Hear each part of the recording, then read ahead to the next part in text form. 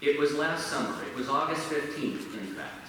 It was a beautiful, warm, sunny day in Millbrae, where I live. And having grown up in the Midwest and really being used to really hot summers, the summers here in Northern California have felt always just a little bit lacking at times. And so on this day, this warm, beautiful summer day, I was just really relishing the day. And I was out running errands, and I stopped at the Safeway in Millbrae. And if you're familiar with that store, you enter on the lower level and you take the escalator or the stairs up to where all of the stuff is. And so I'm going up the escalator just still with the echoes of, gosh, I'm so glad it's summer, it feels so good. And I get up to the top of the escalator and I'm greeted by a sight that stops me in my tracks.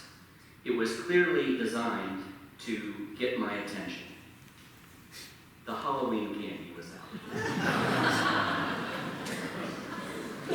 Several things went through my head in that moment, none of them appropriate for a CCSM reflection, as it turns out. I texted a friend and said, "Thank goodness the Halloween candy is out. I was starting to get concerned." I don't know whether you are like me in this regard, but I don't relish feeling as if the seasons are being foisted upon me before I really feel ready. And well, maybe it's a character flaw for me, but I almost never feel ready when the first signs start to show. And of course, the holiday season shows up in a similar way on steroids. I saw my first holiday advertisement in early October. By October 15th, my local Lowe's home improvement store had relegated the Halloween decorations to a lonely corner to make way for the juggernaut of the Christmas decorations. October 15th. So, noticing this reaction I was having, I decided to just pause for a moment and think about why it is that I sometimes get a little bit activated, you might say, by all this. And I think it's several things, and I wonder if it's similar for you. As I get older, time just seems to be speeding up.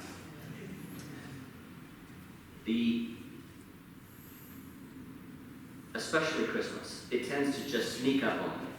The arrival of the holiday hoopla reminds me that time is indeed flying by, that apparently I'm behind, and there's this thing that I need to be paying a lot of attention to. And not just anything, the Christmas holidays thing. I don't know about you, but I am hard-pressed to identify anything across our society generally that is a bigger grabber of our attention, our collective attention, than the holiday season.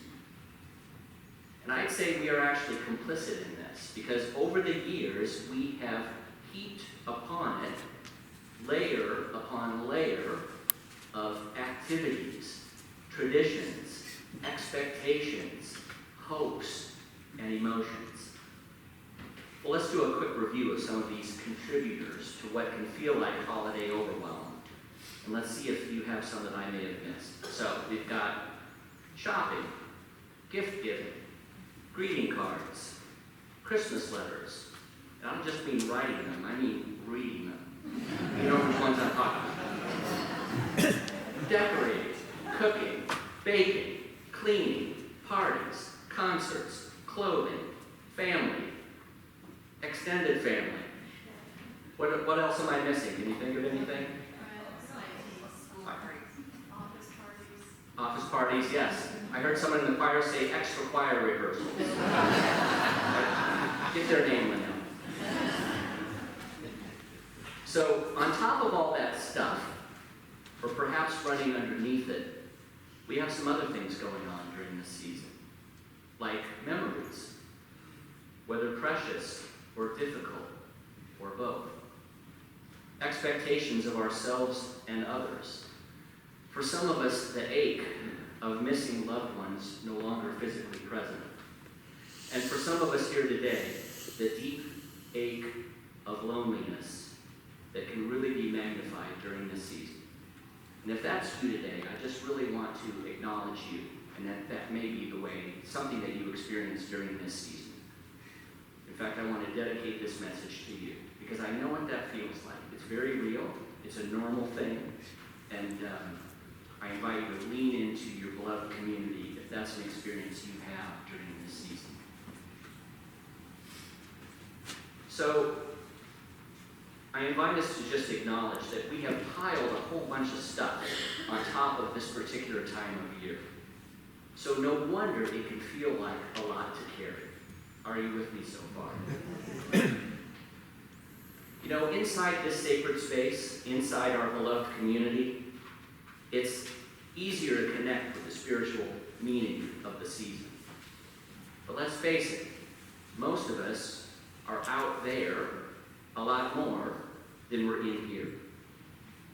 And I'm not saying that any of those things that we listed a minute ago are bad in any way, far from it. But I do think that if we're not careful, we can unconsciously be sucked into a degree of craziness and stress, and in the process, lose the thing that we are really after in the first place. The thing that we truly long for. I'm thinking of things like deep connection with others, feeling truly loved, or experiencing a real sense of peace. So I say, thank goodness for Advent. The Advent season arrives just when we need it. It's a few weeks every December when we can actually take the time to figure out what the core meaning of this season is for us. And then to create some space inside of ourselves where that core, that precious place of meaning, is safe, unassailed by the forces and influences that are so prevalent this time of year and can actually keep us from experiencing that meaning. As Kelly reminded us in last week's reflection, Advent is a time when we can get ready, and that a great way to get ready is to make some room. So I invite you to consider today that one way to make room is by letting go of things you don't need anymore. Maybe this is the year you choose to let go of some expectations, habits, mindsets that may be getting in the way of having the Christmas experience you really want to have.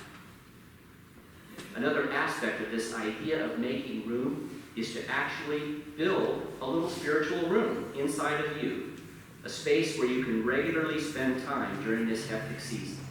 So stay with me. I'm calling this place our internal CCSM, our Christmas core spiritual meaning. Christmas core spiritual meaning. And having created that space, this place of meaning for ourselves, we can then choose to spend time there on a regular basis, even as we move through all the Christmas season folderol. All those things and more that we listed a minute ago. Those things, I think, can exist more easily, more happily, when we protect our own precious core meaning of Christmas, however it is that we define it. And because I'm a coach, I can't help but offer some practical suggestions for this. For example, you could ask yourself, what is the experience I really want to have this Christmas season? What's the spiritual aspect of Christmas that is important to me? And what might get in my way of experiencing that? You might ask yourself whether there's a tradition or an activity or an attitude or two that it might be time to step away from, to release, that would allow you to make more room. So as you think about your Christmas core spiritual meaning, you can describe both the feelings of it, like calm, peaceful, joyful, and the actions you can take that might help you be in that feeling. It might be a daily meditation. It could be poetry. It could be taking the time to listen to some special music. We're reminded on the front of today's bulletin of the power that music has to transform us. We experienced that transformation just a minute ago, courtesy of our musicians, and we will again with the Hallelujah Chorus, if I ever stop talking. So having defined what our internal CCSM looks like, make time for it. Put it in your calendar on a recurring basis. Maybe it's a daily practice.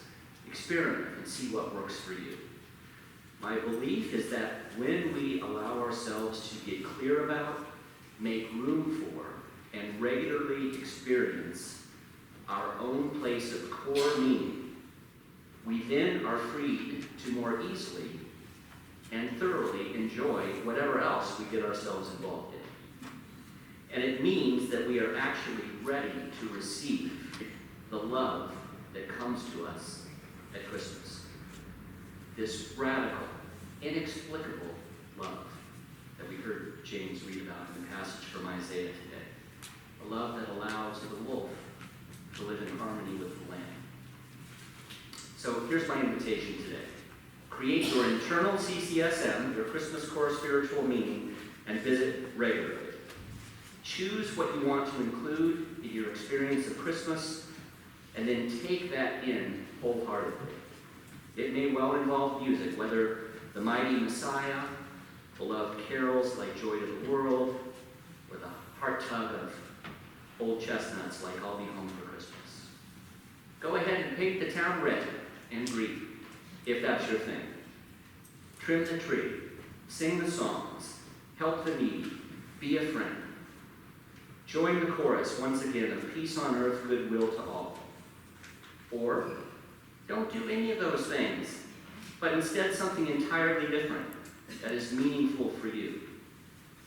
In the end, no matter what it is you do this season or how you do it, here's what we know, and I'll close with this.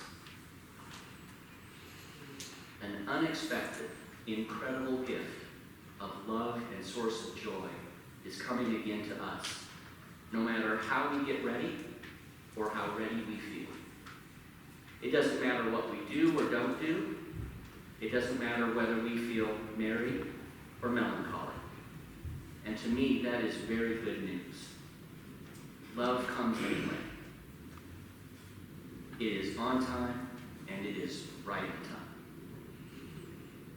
So may we this Advent season, as the beloved community we are, join the psalmist, join the choirs, join together with all people of goodwill to once again repeat the sounding joy.